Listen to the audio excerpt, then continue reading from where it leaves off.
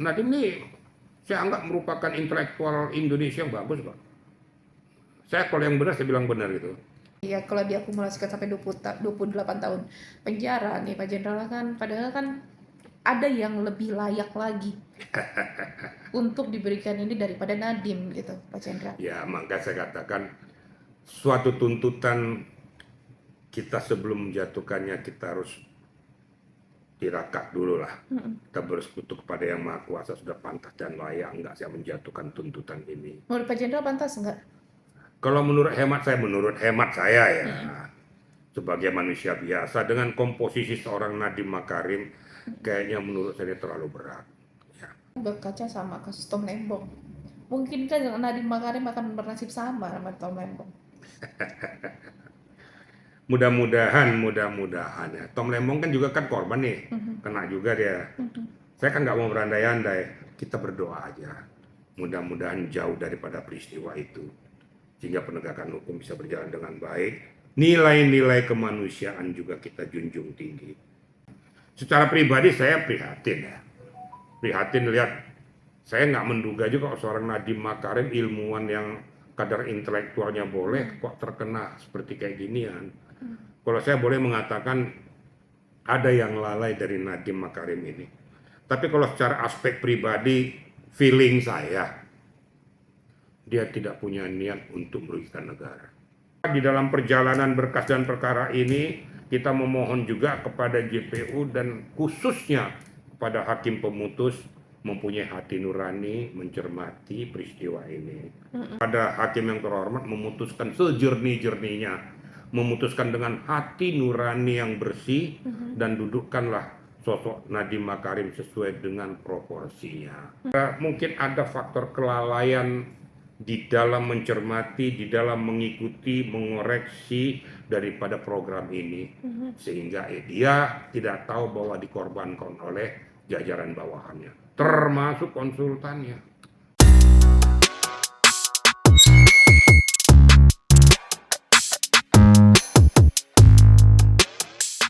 Pak Jenderal, mungkin kembali lagi kasus korupsi yang kembali disorot publik karena dengan ya kasus Nadiem Makarim, di mana kemarin jaksa setelah membacakan tuntutannya yang sangat, ya saya bilang sih luar biasa hukuman tuntutan dari jaksa ini gitu kan, dan banyak juga yang mengatakan bahwasanya ini tuntutan yang diberikan oleh jaksa ini udah seperti tuntutan udah melebih-lebihin dari teroris, pembunuhan dan sebagainya. Gimana nih Pak Jenderal? Baik, terima kasih. Assalamualaikum warahmatullahi wabarakatuh. Selamat siang dan salam sejahtera untuk kita semua. Tapi saya awali dulu ya Mbak Vivi ya. Kalau ditanya saya pribadi, saya sangat setuju kalau para koruptor itu diamputasi semua. Kalau saya ikuti cara yang di Cina lah, hukum tembak mati. Kalau saya ditanya gitu loh ya. Kenapa? Karena dampaknya itu menggerogoti uang negara, sementara rakyat kita masih banyak yang di bawah garis kemiskinan. Kita ambil dulu dari aspek yang itu. Saya tuh lurus-lurus aja. Kemudian yang kedua, kalau kita lihat sepak terjangnya Nadiem Makarim ini, saya tahu. Kalau saya lihat dari profilnya, dia sebenarnya orang yang baik ini orang. Orang yang baik. Dan cara pola berpikirnya juga intelektual kok. Makanya dia memang dari keluaran Harvard University, kok nggak salah dia. Dan cara terobosan-terobosan daripada ilmunya, saya terima bagus kok. Memang dia orang intelektual. Nah, sekarang dia tersandung dengan masalah kasus ini.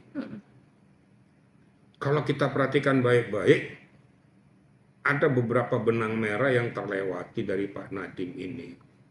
Makanya sebelum kita ngambil langkah keputusan, kita cross-check kepada pokok permasalahan dan kepada yang mengambil langkah-langkah di bawah domain dia. Contoh dirjennya, contoh konsultannya, sehingga aspek yang akan ditelurkan dari terobosan ini tidak berdampak kepada tindak pidana korupsi. Ya, mungkin kalau saya lihat di sini kelengahan atau kelalaian yang bersangkutan. Kalau masalah dia turut menikmati uang hasil kejahatan itu kan perlu nanti dibuktikan secara signifikan. Saya tidak mau masuk ke domain itu. Nah, ya tinggal nanti jaksa, JPU, lihat memang dia telah menikmati hasil kejahatan. Ini buktinya. Tentunya kan ada analisis daripada PPATK. Ya. Kalau saya berbicara itu dari aspek hukum, ya saya nggak mau. Kalau saya berbicara aspek kemanusiaan susah menhabiskan hukum. Tapi kalau saya berbicara aspek hukum, tentu nanti akan muncul aspek kemanusiaan.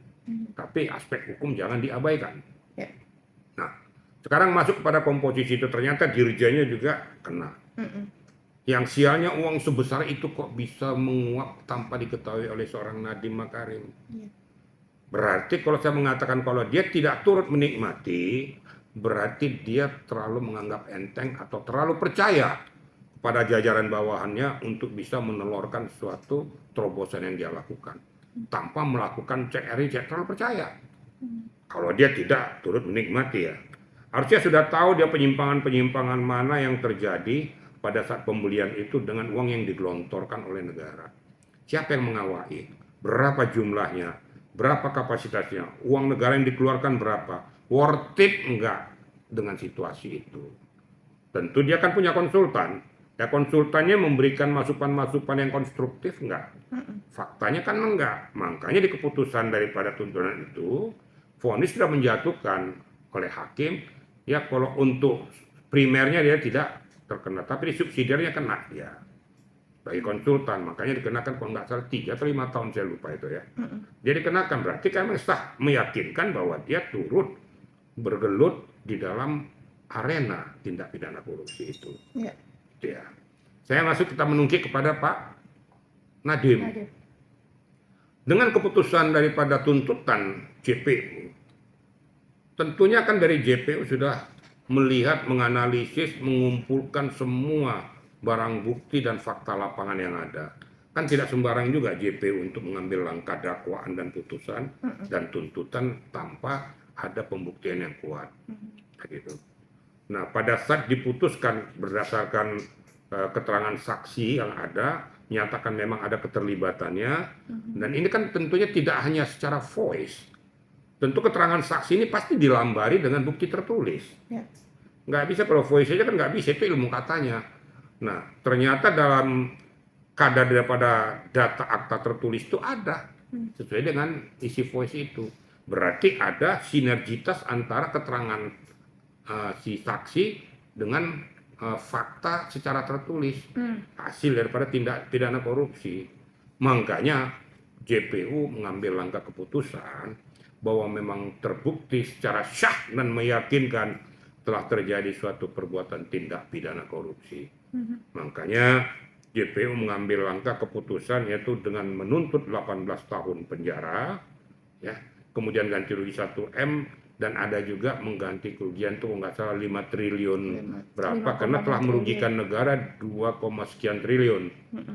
Nah, kalau ini tidak digantikan akan dikenakan sanksi tambahan 9 tahun berapa, akhirnya terakumulasi lah kalau semua itu jadi 28 tahun. Ya, sah-sah saja seorang Nadiem mengatakan bahwa ini kok saya ini lebih berat daripada teroris, kan gitu. Tapi menurut hemat saya, kita nggak usah berpikir saya lebih berat daripada teroris. Itu sama dengan kita mengatakan bahwa kita mengakui perbuatannya, tapi jangan kayak teroris dong. Sama nggak itu kira-kira? Seharusnya Nadiem berbicara, saya akan buktikan di pledoi saya. Di ajang pembuktian saya, data-data fakta pengacara kau siapkan untuk mengamputasi tuntutan daripada JPU. Karena pada saat dieksepsi itu ditolak, masuk pada materi pokok perkara. Kemudian di pembuktian juga sudah dilakukan pembuktian oleh ahlinya, kemudian dibuktikan juga oleh JPU untuk menghantam apa yang diberikan keterangan oleh pengacaranya. Nah, sekarang jatuhlah tuntutan itu. Nah, munculkan aja pledoinya. Mungkin ada hal-hal yang bisa meringankan, atau saksi-saksi atau novum yang mungkin terselip selama ini muncul ke permukaan, munculkan di hadapan persidangan. Sehingga bisa mengamputasi daripada tuntutan daripada JPU. Kalau sananya pledoi-pledoinya yang dikeluarkan ini nanti umpamanya juga tidak berterima JPU-nya kan bisa mengadukan repliknya. Ya. Kalau saya tidak berterima kan ada dupliknya. Hmm. Nah, di dalam perjalanan ini semua hakim akan menilai. Tentunya mereka akan rapat bersidang secara internal sebelum mengambil langkah keputusan. Jadi kalau menurut hemat saya, walaupun berat, memang berat ya, siapa yang bilang nggak berat. Secara pribadi saya prihatin ya. Prihatin lihat, saya nggak menduga juga seorang Nadiem Makarim, ilmuwan yang kadar intelektualnya boleh, kok terkena seperti kayak ginian. Kalau saya boleh mengatakan, ada yang lalai dari Nadiem Makarim ini. Tapi kalau secara aspek pribadi, feeling saya, dia tidak punya niat untuk merugikan negara. Ini feeling saya mengatakan, kalau saya lihat dari gayanya, gesturnya, dia tidak punya niat untuk korupsi uang negara. Dibuktikan hasil pemeriksaan PPATK, dia punya uang tidak sampai 500 miliar kok. Ya. Sedangkan kerugian kan cukup besar ini. Dan uang itu sudah ada sebelum peristiwa ini. Kan gitu. Dan saya lihat sosoknya dan ibundanya daripada Nadiem Makarim orang-orang yang taat beragama kok. Iya. Soleh lah saya lihat. Nadiem ini saya anggap merupakan intelektual Indonesia yang bagus kok. Saya kalau yang benar saya bilang benar gitu. Nah, kalau saya katakan dia tersandung, ada sedikit kelalaian dia di dalam mencermati masalah sehingga dia korban dan dikorbankan oleh pelaku-pelaku yang nggak beres ini. Nah itu. Kasihan sosok Nadiem Makarim. Nah inilah diminta pengacara lebih jelimet, lebih jeli untuk ya bisa membentengi Nadiem Makarim. Itu satu. Yang kedua, di dalam perjalanan berkas dan perkara ini kita memohon juga kepada JPU dan khususnya kepada hakim pemutus mempunyai hati nurani mencermati peristiwa ini. Kan kadang-kadang melihat peristiwa ini kan kita bisa lihat seseorang yang layakkah seseorang ini melakukan perbuatan itu. Betul. Makanya muncul nanti berdasarkan keyakinan hakim. Dia sudah berkeyakinan hakim berdasarkan ketuhanan yang Maha Esa. Berarti dia berurusan kepada yang di atas. Melihat nggak layak kayak gini. Dia berhak memutuskan. Mungkin bertolak belakang dengan apa yang dituntut oleh JPU. Nah terserah kalau JPU tidak terima, JPU banding. Ya. Nah, kalau saya mengatakan, ayo sama-sama kita berpikir jernih, kita lihat keputusannya. Dan kita berharap kepada hakim yang terhormat memutuskan sejernih-jernihnya. Memutuskan dengan hati nurani yang bersih, dan dudukkanlah sosok Nadiem Makarim sesuai dengan proporsinya. Itu aja mungkin Mbak Rafi ya. Menjadi kambing hitam dari. Saya tidak mau mengatakan kambing hitam. Kalau di kambing hitam kan seolah-olah dia bersih. Paham ya? Ya. Kalau saya katakan salah, dia ada salahnya. Nggak mungkin kalau dia nggak salah, dia terkesandung dengan kayak ginian. Tapi saya lebih menjurus kepada mungkin ada faktor kelalaian di dalam mencermati, di dalam mengikuti, mengoreksi daripada program ini. Sehingga dia tidak tahu bahwa dikorbankan oleh jajaran bawahannya, termasuk konsultannya. Konsultan berperan aktif untuk memberikan masukan kepada seorang menteri apabila menyimpang daripada aturan dan peraturan yang berlaku. Seharusnya konsultannya harus dihajar. Nah itu. Gitu kira-kira. Itu kan melihat tuntutan jaksa yang sampai ya kalau diakumulasikan sampai 28 tahun penjara nih Pak Jenderal kan, padahal kan ada yang lebih layak lagi untuk diberikan ini daripada Nadiem gitu Pak Jenderal. Ya maka saya katakan suatu tuntutan kita sebelum menjatuhkannya kita harus tirakat dulu lah. Kita bersekutu kepada yang Maha Kuasa, sudah pantas dan layak enggak saya menjatuhkan tuntutan ini. Menurut Pak Jenderal pantas enggak? Kalau menurut hemat saya ya, sebagai manusia biasa dengan komposisi seorang Nadiem Makarim, kayaknya menurut saya terlalu berat. Ya. Karena kita tahu siapa sosok Nadiem Makarim ini. Saya tahu juga ibunya loh, ya orang tua saya tahu. Orang-orang pintar semua ini. Dan kapasitas Nadiem ini kayaknya nggak lucu lah. Tapi mau diapain, hukum kan tetap hukum. Saya juga nggak mau mengamputasi apa yang berdasarkan analisis daripada kejaksaan atau JPU. Nanti saya mencampuri lagi. Tapi saya bermohon dengan sangat keputusan itu juga mempunyai nilai-nilai kemanusiaan. Kalau dibilang lebih berat dari teroris, sangat-sangat benar. Kan nggak lucu juga. Memang saya nggak setuju dengan tindak pidana korupsi. Tapi yang bagaimana dulu? Dudukkanlah sesuai dengan proporsinya. Kalau ini karena kelalaiannya, bagaimana selayaknya? Kalau ini karena dia tuh tidak mau mencermati secara umum tentang peristiwa ini, bagaimana dudukannya. Karena dia kan tidak mengerti terobosan-terobosan ini semua. Inilah kepiawaian daripada dirjennya dan konsultannya. Kelalaiannya Nadiem tidak mau turun melihat langsung. Tidak mau mencermati. Ada nggak penyimpangan-penyimpangan anggaran yang dikeluarkan? Sesuai nggak nilai-nilainya dengan program yang telah ditelurkan? Karena ini kan berurusan dengan uang negara. Nah, di sini saya katakan kelalaiannya. Saya sekali lagi berharap, ayo kita berbicara dengan hati nurani, putuskanlah seadil-adilnya. Jangan mencederai karena keinginan supaya mendengarkan tindak pidana korupsi harus dibabat habis, betul.